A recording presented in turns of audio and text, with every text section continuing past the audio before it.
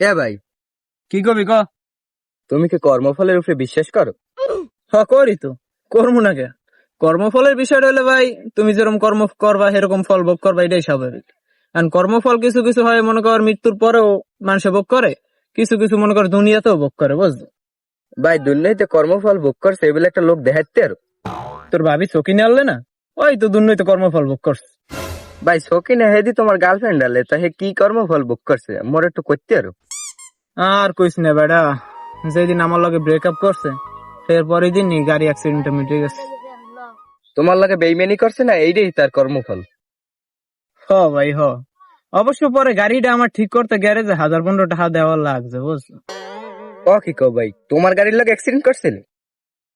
হ বেটা, রাগে বেটা গা জ্বলতেছিল, বুঝছো? সহ্য করতে পারি নাই, দিছি মাইর।